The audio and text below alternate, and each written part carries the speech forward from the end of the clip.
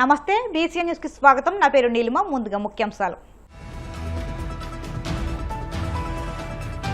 ఈ నెల 14-15 తేదీల్లో జరిగే పాకాల బీచ్ ఫెస్టివల్ ను విజయవంతం చేయాలన్న ప్రకాశం జిల్లా కలెక్టర్ రాజాబాబు. ఉత్సాహభరిత వాతావరణంలో సాగిన 2K రన్. పెద్ద జీఎస్ స్వామి పైన రెడ్ బుక్ రాజ్యాంగాన్ని ప్రయోగించాలన్న టీటీడీ మాజీ చైర్మన్ బోమన. వైఎస్ జగన్ ని హిందూ ద్వేషిగా చిత్రీకరించే పన్నాగం పన్నారని ధ్వజం. కూటమి ప్రభుత్వంలో ఆప్కాస్ ను బలహీనపరిచే విధంగా అడుగులు వేస్తున్నారు. వైసీపీ ఎంప్లాయీస్ అండ్ పెన్షనర్స్ విభాగం రాష్ట్ర అధ్యక్షులు చంద్రశేఖర్ రెడ్డి ఆరోపణలు.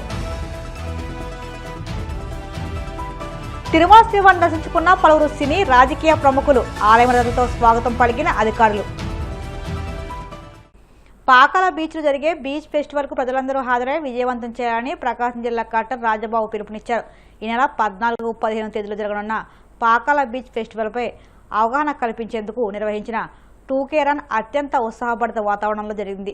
జిల్లా SP Harshavardhan Raju, MLA Inturi Nageswara Rao, maritime board chairman Damacharla Satya అధికారులు కలిసి జెండా ఊపి ఈ ప్రోగ్రాం ప్రారంభించగా వందలాది మంది యువకులు, కూటమి నాయకులు, ప్రజలు ఉత్సాహంగా ఈ ర్యాలీలో పాల్గొని కార్యక్రమాన్ని విజయవంతం చేశారు.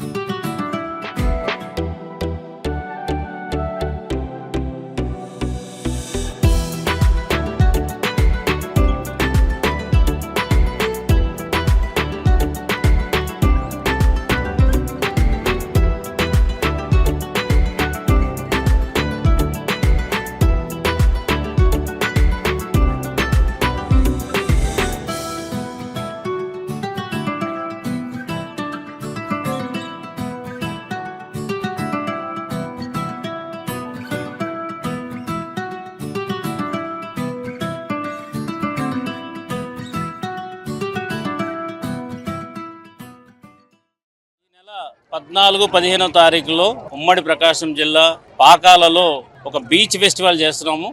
Wonderful and beautiful beach Pakala. దాన్ని టూరిజం దగ్గర నుంచి మనం ప్రమోట్ చేస్తున్నాము. మన జిల్లాకి టూరిజం డెస్టినేషన్ గా అది ప్రమోట్ చేయాలనే ఉద్దేశంతో ఈ ఈవెంట్ ని ప్రమోట్ చేయడానికి ఈ జిల్లాలో, మార్కాపురం జిల్లాలో, కనిగిరిలో, పొదిలిలో, తర్వాత మనకి ప్రకాశం జిల్లా కందుకూరులో అన్ని చోట్ల కూడా మనము ఈ 2K రన్ ఈ రోజు పెట్టడం జరిగింది. ఇది కేవలం ఏంటంటే ప్రజలందరికీ కూడా మనకి ఉమ్మడి ప్రకాశం జిల్లాలో బీచ్ ఉంది అని చెప్పడానికి. రెండోది ఏంటంటే 14-15 తారీఖులో జరిగినటువంటి ఈవెంట్స్కి అందరూ కూడా అటెండ్ అవ్వాలని ఈ సందర్భంగా తెలియజేస్తున్నాము. పిల్లలకి, పెద్దలకి అందరికీ కూడా ఆహ్లాదకరమైనటువంటి వాతావరణం అక్కడ ఉన్నది. అక్కడ మనం హెలి టూరిజం కండక్ట్ చేస్తున్నాము. హెలికాప్టర్ రైడ్ ఉంటుంది, తర్వాత వాటర్ స్పోర్ట్స్ ఉంటుంది, పారాగ్లైడ్ రైడింగ్ ఉంటుంది, బెస్ట్ సింగర్స్ని తీసుకొచ్చి మ్యూజికల్ నైట్ ఉంది. అదేవిధంగా మనకి యాంకర్స్ సుమా గారు వీళ్ళందరూ కూడా వస్తున్నారు. నైట్ బీట్ మ్యూజిక్ కూడా నైట్ అంతా కూడా ఉంటుంది. మంచి క్రాకర్ షో ఉంది. సో మంచి ఫుడ్ ఉంది. ఫుడ్ కూడా మనం అరేంజ్ చేస్తాము. ఎంటైర్ కుజైన్ అంతా కూడా ఇండియాలో అవైలబుల్ ఉన్నటువంటి ఆల్ కుజైన్స్ అన్ని కూడా అక్కడ మనం పెట్టడం జరిగింది. సో ఇది వన్ ఆఫ్ ఇట్స్ కైండ్గా ఈ జిల్లాలో ప్రతిష్టాత్మకంగా చేపడుతున్నాం కాబట్టి అందరూ కూడా దీన్ని ఉపయోగించుకోవాలి. ఈ సందర్భంగా ఈరోజు కనిగిరిలో జరుగుతున్నటువంటి టూకేర్ అని అటెండ్ అవ్వడం జరిగింది.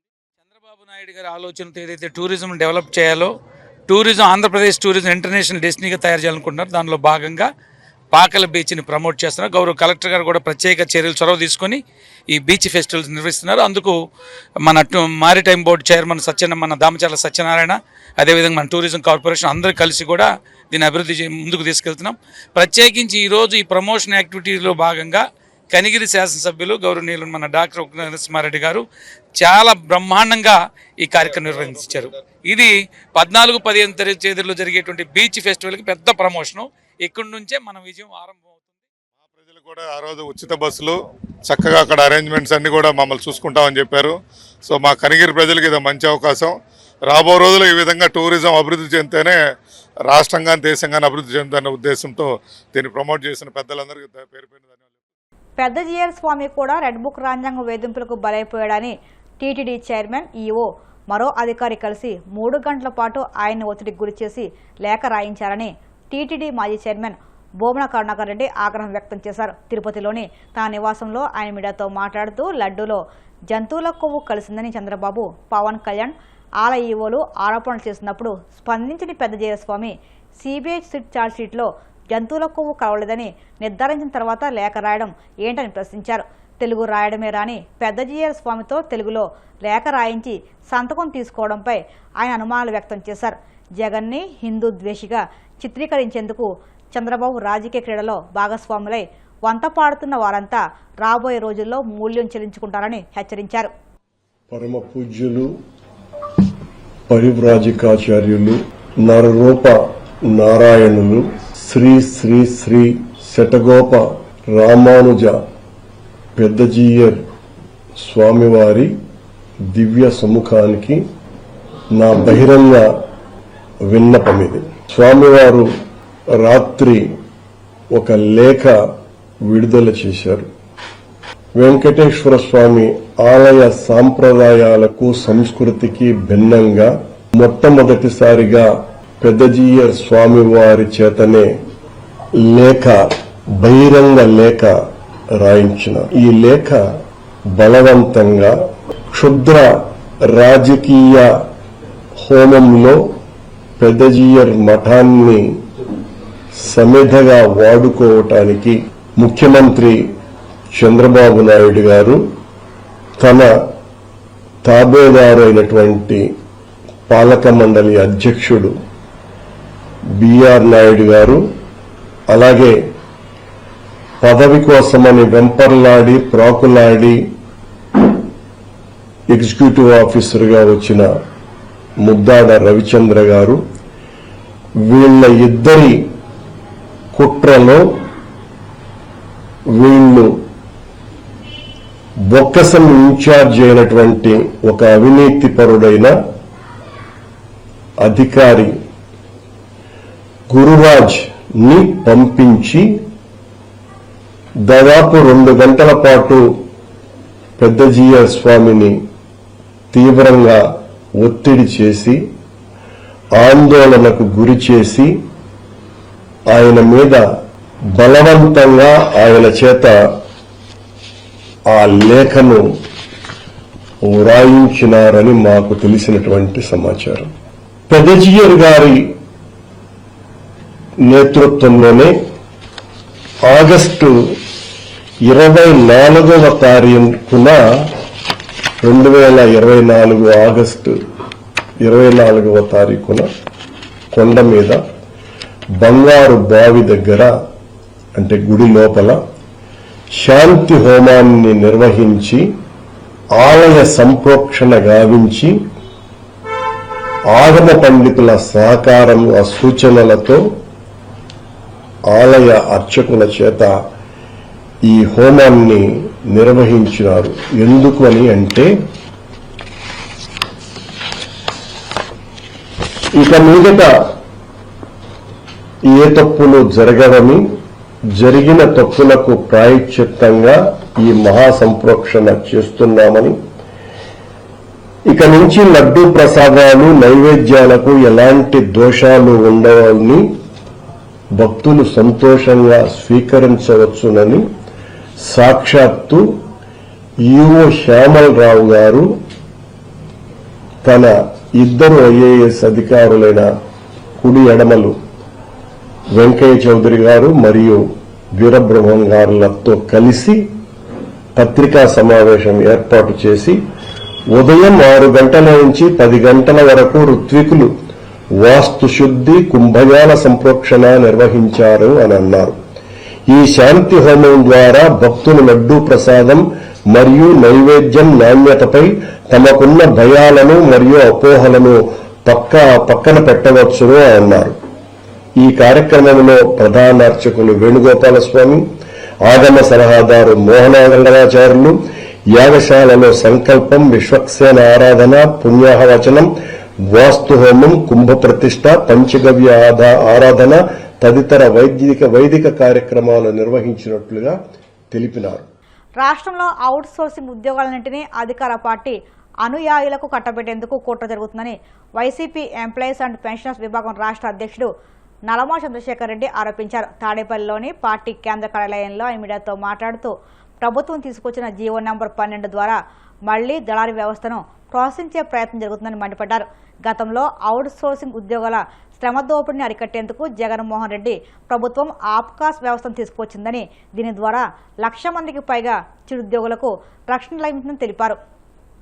ఇంతకు ముందు ఉన్నటువంటి ప్రభుత్వం, జగన్మోహన్ రెడ్డి గారి ప్రభుత్వం, వాళ్లకు కూడా రెగ్యులర్ ఉద్యోగస్తులతో పాటు 1వ తారీఖునే జీతాలు అందించాలనేటువంటి దీని మీద చర్యలు తీసుకుని, దానిలో భాగంగానే ఆంధ్రప్రదేశ్లో దాదాపు 1,00,000 మంది దాకా ఉన్నటువంటి అవుట్ సోర్సింగ్ ఉద్యోగస్తులను కూడా ఒక కార్పొరేషన్ ఏర్పాటు చేసి, ఆప్కాస్ అని ఒక కార్పొరేషన్ ఏర్పాటు చేసి ఆ ఉద్యోగస్తులందరినీ ఆ యొక్క కార్పొరేషన్ ద్వారా తీసుకుని, మరి మధ్యలో ఎలాంటి దళారీ వ్యవస్థ లేకుండా డైరెక్ట్ గా ప్రభుత్వమే ఒక కార్పొరేషన్ ఏర్పాటు చేసి ఆ యొక్క కార్పొరేషన్ ద్వారా ప్రభుత్వం ద్వారానే వీళ్ళందరికీ కూడా 1వ తారీఖున జీతాలు, అంటే ఈ కమిషన్లు లేకుండా, అంతకుముందు ఉన్నటువంటి టీడీపీ పాలనలో ఈ యొక్క ఆప్కాస్ అనేది లేదు. ఆ రోజున జగన్మోహన్ రెడ్డి గారు వచ్చిన తర్వాతనే ఆప్కాస్ అనేది ఏర్పరచడం జరిగింది. అంతకుముందు అవుట్ సోర్సింగ్ ఏజెన్సీల ద్వారా ఈ ఉద్యోగస్తుల్ని రిక్రూట్ చేసుకుని రకరకాలుగా, అంటే ఆ ఉద్యోగస్తుల్ని అపాయింట్ చేసేదానికి లంచాలు ఇవ్వాలి, దాంతో పాటు వాళ్ళకి రావాల్సినటువంటి జీతం 1వ తారీఖున రాకుండా ఎప్పుడంటే అప్పుడు ఇచ్చేవాళ్ళు. ఆ ఏజెన్సీ ఏదైతే ఉందో ఆ ఏజెన్సీలు కూడా ఆనాడున్నటువంటి తెలుగుదేశం ప్రభుత్వం వాళ్ళ తాలూకా వాళ్ళ మనుషులకి ఇవన్నీ ఒప్పచెప్పేవారు. వాళ్ళకు బుద్ధి పుట్టినప్పుడు జీతం ఇస్తే తీసుకోవాలి, సకాలంలో వాళ్లకు పిఎఫ్ కానీ ఈఎస్ఐ అమౌంట్ ఏదైతే ఉందో ఎప్పుడు కూడా చెల్లించకుండా ఇబ్బంది పెడుతూ జీతాలు సక్రమంగా ఇవ్వకపోవడం మూలాన జగన్మోహన్ రెడ్డి గారు వచ్చిన తర్వాత వీళ్ళని కూడా ఉద్యోగస్తులతో పాటు సమానంగా చూడాలనేటువంటి విధానంలో తీసుకొచ్చి వాళ్ళని అందరికీ కూడా శాలరీస్ ఇచ్చేటువంటి పరిస్థితి. దాదాపు ఈ రోజున ఆ వ్యవస్థలో 1,07,000 మంది ఉద్యోగులు పనిచేస్తా ఉన్నారు ఆ అవుట్ సోర్సింగ్ విధానంలో ఆంధ్రప్రదేశ్ లో.